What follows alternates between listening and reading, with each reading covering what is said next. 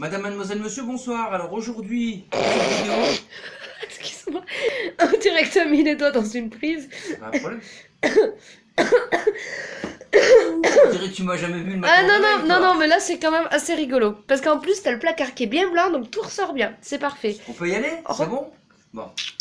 Madame, mademoiselle, monsieur, bonsoir. Bon, on est en famille, hein, vous l'avez bien compris. Donc ce soir, je vais vous faire un petit truc comme quoi on peut se nourrir d'une manière à peu près équilibrée avec les produits du potager. On a récupéré les graines de tomates. Donc on a plein de tomates qui sont là, bon, où il n'y a pratiquement plus de graines dedans, hein, sauf quelques-unes qui n'étaient pas conformes, où on n'avait pas envie de récupérer les graines. Mais ça, c'est les graines de tomates. Enfin, c'est les restes des tomates qu'on a récupéré les graines. On a des haricots qu'on a ramassés hier ou avant-hier dans le potager, qui sont cuits, qui sont froids. On a de l'oignon, du ail et du persil. Pour agrémenter tout ça, il y a un petit coup de rouge qui vient de pas loin, qui vient du 34 de l'Hérault, un petit fournisseur qui nous livre tous les mois, il nous livre à la maison son petit pinard là. Et on a un saucisson. Le seul truc qui n'est pas maison dans cette histoire, c'est le plastique qu'on a mis sous vide, parce que nous on met les saucissons sous vide. Ce soir, on va se faire un petit casse-croûte avec des haricots, des tomates, des oignons, de l'ail, du persil, du saucisson et un coup de pinard. Vous allez voir, c'est fastoche. J'ai épluché les ailes déjà, j'ai épluché les oignons. On coupe tout ça en fines lamelles.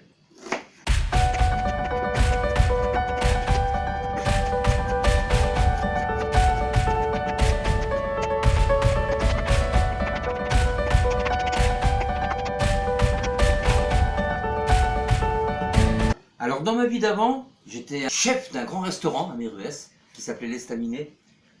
On était complet tout le temps. On n'avait même pas le temps d'ouvrir la porte que les gens venaient réserver et on était complet. Pourquoi? Parce qu'on faisait que des produits frais. On travaillait qu'avec des fournisseurs locaux et on travaillait des produits comme ça, quoi. Et ça, les gens, ils adoraient.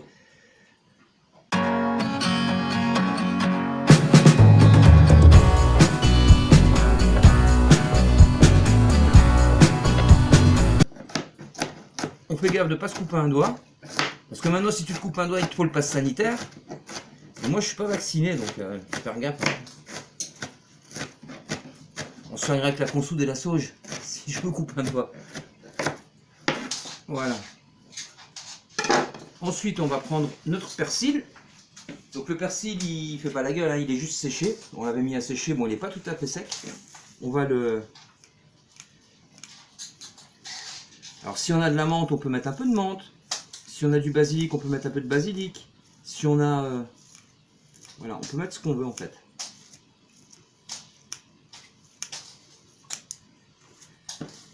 Le persil, c'est bien pour aider à digérer. Le persil, si vous avez trop mangé, ou avant de trop manger, quand vous avez un repas de communion ou un repas de mariage, faites-vous une tisane de persil avant le repas et faites-vous une tisane de persil après le repas. Et vous allez voir que c'est super. C'est pas moi qui le dis, mais c'est gay. Et puis ça marche en plus. Voilà, du persil. On a nos haricots. On a nos tomates. On va mettre tout ça dans la poêle. Poêle low-tech atomique. On a trouvé ça à la benne. Les gens ils l'avaient jeté. On est passé par là, on s'est dit ah elle est belle la poêle là, on récupère. Par contre ça c'est des poêles qui sont longues à chauffer, mais qui gardent la chauffe quoi. Ah ça c'est le seul truc que voilà, c'est pas nous qu'on fabrique. Un peu d'huile d'olive. Et on laisse chauffer ça. Et une fois que c'est chaud, on va y mettre nos oignons. On va laisser cuire nos oignons tranquillou. Et une fois que les oignons ont commencé à fondre un petit peu et l'ail, on va y mettre nos tomates. Ah, un truc qu'on ne fabrique pas non plus. Le sel. Alors pour l'autonomie, c'est bien d'avoir du stock de sel. Faites du stock de sel. T'aimes pas le persil, t'aimes pas les tomates, t'aimes pas l'ail, t'aimes pas l'oignon. T'aimes que les pâtes. Ouais, mais j'aime bien le saucisson. Ah oui, mais il n'est pas ouvert le saucisson encore. Ça va venir. Alors c'est assez long à chauffer quand même. Mais une fois que c'est chaud, c'est chaud. Hein. Je pense que l'huile est assez chaude. On va être fixé tout de suite. Ouais, voilà. Ça commence à frémir. Donc Faut pas mettre son ail, son oignon et tout le machin dans une huile bouillante. Hein. Il faut qu'elle soit chaude, mais pas qu'elle crame l'huile. Hein.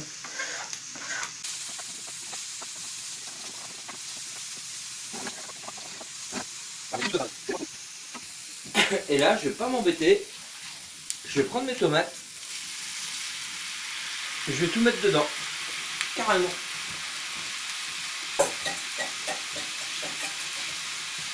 Là, un petit peu de sel. Pourquoi du sel tout de suite? Parce que le sel, il va faire sortir le jus de mes tomates beaucoup plus vite.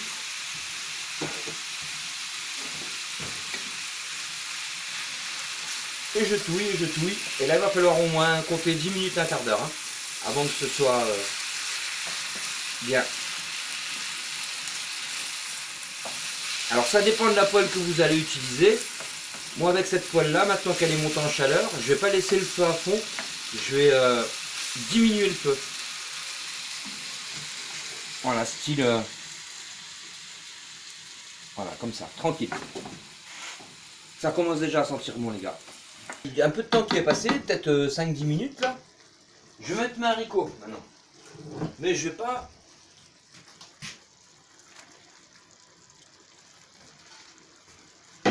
Je vais pas trop les touiller mes haricots. Je vais les mettre au-dessus. Sinon je vais en faire de la bouillie. Hein. Si je commence à les touiller, ils vont partir en morceaux et ce serait dommage. Donc je les mets juste au-dessus comme ça.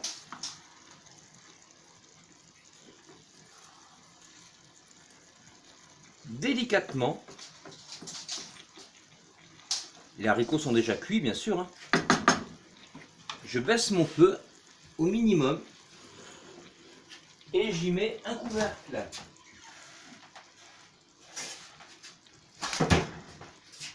Hop.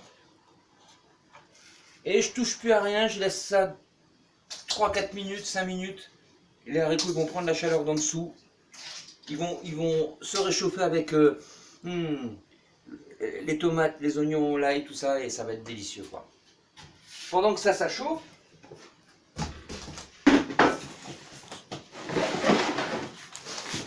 il est à quoi celui-là? Poivre. J'ouvre mon saucisson, alors c'est du saucisson qu'on a fait sécher pendant 2 à 3 semaines, et après une fois qu'il a été suffisamment sec, qu'on l'a aimé comme ça, on l'a mis sous vide. Donc là ça fait quand même,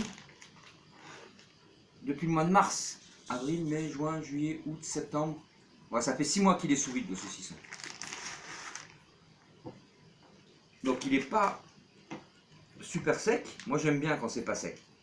J'aime bien quand c'est encore un peu mou, j'aime pas quand c'est dur.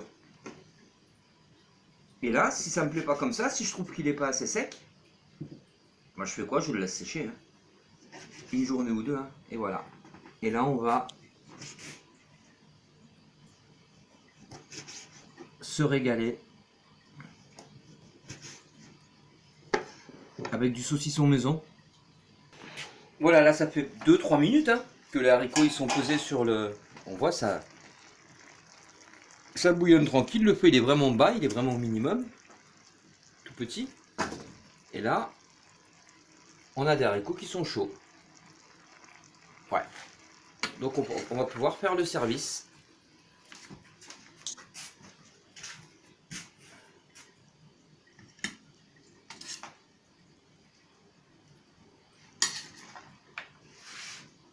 Et là, quand tu as mangé ça, je te garantis que tu n'as plus faim. Et il en reste encore pour demain.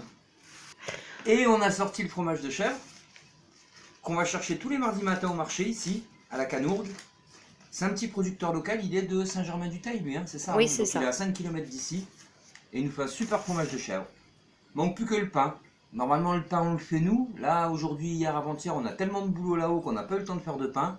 Mais je pense qu'on va réussir à se passer de pain. Un jardin, vous avez vu, ça peut vous nourrir. Vous pouvez être autonome, pas toute l'année. Mais quand même, c'est... Et puis des petits producteurs locaux aussi. Un jardin, des petits producteurs locaux, des connaissances, des copains qui font d'autres choses que vous n'êtes pas capable de faire. Et là, c'est parti pour l'automne. Bon voilà, on a fini de manger, donc maintenant c'est toujours maison, à part le lait qui est pas... On n'a pas de vache, donc le lait, Mais par contre, on va le chercher à pas loin d'ici, le lait. Et c'est maman qui fait des yaourts avec du miel. Rappelez-vous, celui qui est venu faire l'électromagnétisme ici, Vincent, c'est son miel. Il habite à 3 km d'ici. Donc même le dessert, on ne fabrique pas de miel pour l'instant parce qu'on n'a pas de ruche, on ne fabrique pas de lait parce qu'on n'a pas de vache, on n'aura jamais de vache, ça on ne sait pas faire. Mais à côté de chez nous, on a des petits producteurs qui font du lait, qui font du miel. Et avec cela, on peut faire des yaourts.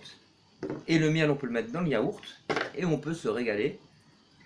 Et ça, c'est super bon pour la santé en plus. Tu peux pas rêver mieux, quoi. Comme dessert. Bon, j'arrête de vous faire languir. Mettez-vous au jardin. Allez chercher les petits fournisseurs locaux qui sont autour de chez vous. Allez chercher le marchand de lait. Allez chercher le marchand de miel. Allez chercher le meunier qui va vous faire la farine. Allez chercher, je sais pas moi, le charcutier qui va vous faire des bons saucissons si vous savez pas les faire. Mais arrêtez d'aller acheter de la merde au supermarché, chez les multinationales là, qui vous vendent des trucs tout préparés, bourrés de saloperies, bourrés de pesticides, bourrés d'engrais chimiques. Trouvez des petits producteurs à côté de chez vous, allez les voir, rencontrez-les, faites-les travailler, cuisinez leurs produits et vous allez voir que vous vous en porterez beaucoup mieux. La preuve, sans déconner. Ça va être bon. Moi, je vais me régaler là. Bon, c'est bon, tu peux couper, hein. C'est pas la peine que les gens voient manger mon yaourt jusqu'à la fin. Ils ont compris,